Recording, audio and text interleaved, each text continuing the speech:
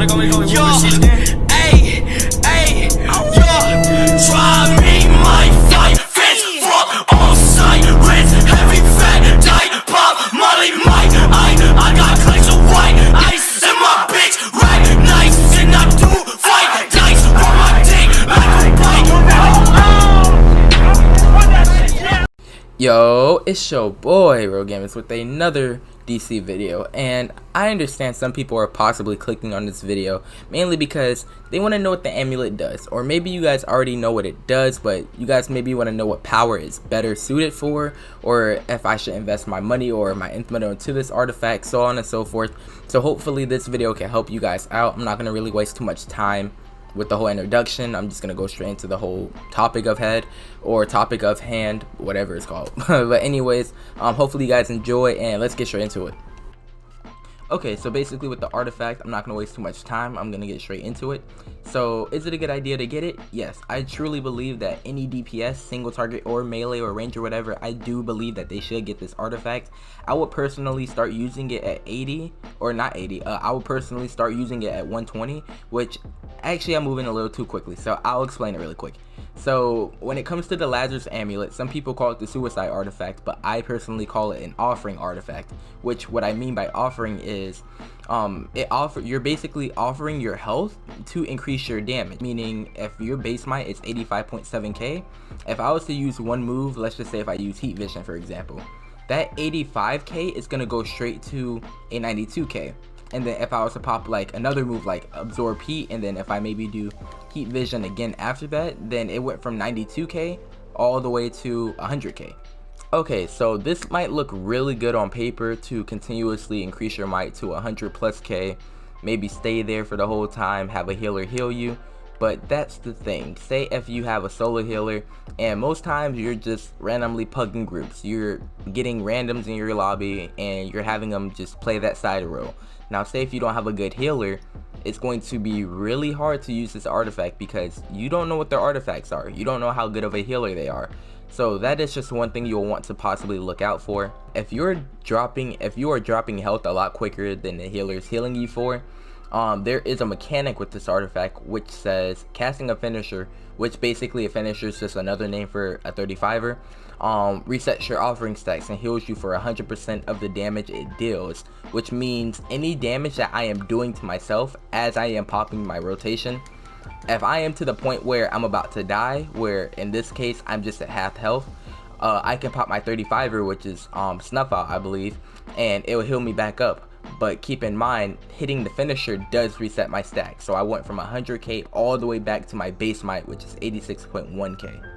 Something else I would like to add on is where it says offering stacks heals you for 100% of the damage it deals, it doesn't always heal you for 100%, which means if you don't have it ranked up all the way to 160 or 200, you are going to be healing yourself for half of the damage that it deals on you, which that's kind of the downside of it, which is why I say don't use it at 80 or 120. It's kind of an artifact where you'll want to use it around 160, 200, because I'm not saying it will be completely useless, but you're going to be doing a lot of damage on yourself, and if the healer isn't there to heal you for the rest of that health and you try to heal yourself, you're not going to be healing yourself for that much if you want to use it to its full potential. As you're playing the game with the artifact, the more and more you use the artifact and test and experiment with it, you're going to run into a little problem, which I ran into at first, but I kind of got the hang of it, which is using heat vision or maybe freezing breath. Now these two moves specifically are called enchanting powers, which basically have one animation but does multiple ticks of damage. And what I mean by that is you have your simple moves like spontaneous combustion or fireball, where as you look at my health bar, it's only going down as I do the animation of the move. But if you were to possibly look at freezing breath actually continuously drops my health. Or if you were to look at heat vision has that same effect, which doesn't look too big on paper, but if you're at the point where you maybe have 5 stacks, like let me just put myself to 5, 1, 2, 3, or I do 6, 4, 5, 6. Now if I was to use freezing breath again, my health bar drops a lot more than intended. So that's just something you'll want to possibly look out for. And be aware as you continue to switch powers and use this amulet artifact, each power has its own enchantment move. For example, with fire basically has absorb heat, where it may look like it does a lot of damage to you, but absorb heat doesn't do anything. It only does 1 tick of damage like any other move, like fireball for example, but then it just continuously heals you. So the only thing that you'll need to look out for is just how long you hold heat vision or how long you hold freezing breath, and with both of those moves you can just jump cancel like that and get out of them.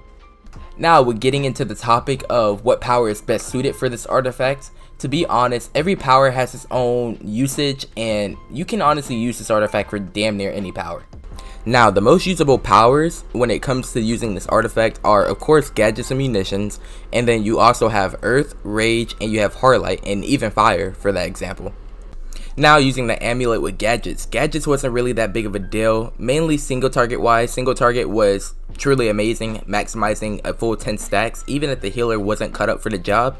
But when it came to meleeing or Gemini spamming on ads, I just saw that using an amulet wasn't the best thing I could have done, because clipping all those moves at once, you may not pay attention to your rotation, you might do an extra move, gain an extra stack, and you might kill yourself, which personally I would just stick to the Gemini spam. I wouldn't use the amulet meleeing wise, and this is just my personal opinion based off of how I use gadgets, but other people might vary differently.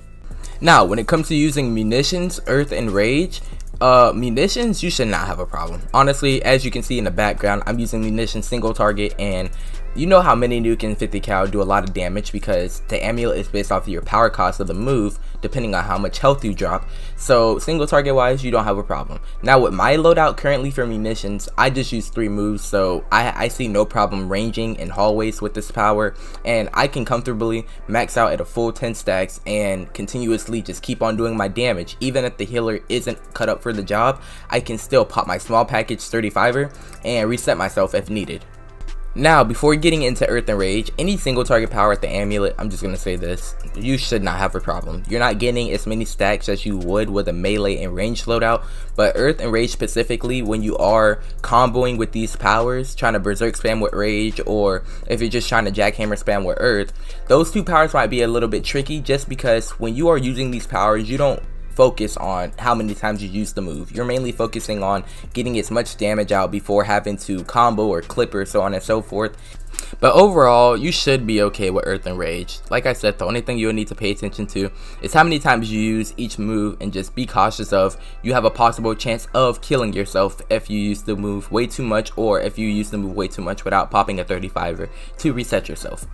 Now speaking of Heartlight similar to gadgets in so many ways. As far as single target wise, you can just clip your way to doing a lot of damage. You really don't have to worry too much about if you're gonna kill yourself or not, because like I said, you can control how many stacks you gain. On top of that, you should run a 35er in your loadout anyway, or maybe you can just spam hand clap if you would like.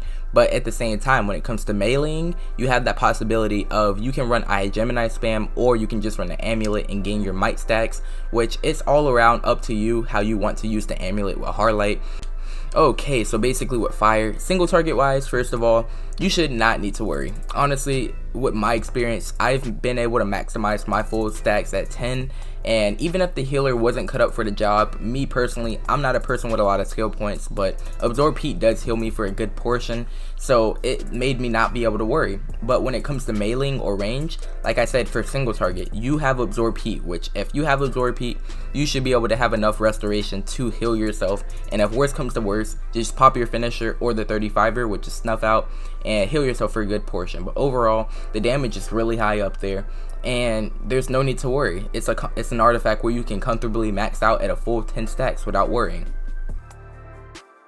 Okay, so we are coming to the end of the video, and if you guys have made it this far, please show some love in the comment section. Please hit that like button, subscribe. This video did take quite a bit of time just because I had to word everything out in the right way, of the newer players being able to understand what I meant, and for those current players hopefully having a better understanding of what to do with this artifact. So I mean, I don't know, but anyways, like I said, hit that like button, comment, subscribe, turn on the post notification button so you can be aware when I make my videos. Take care and have an amazing Thanksgiving.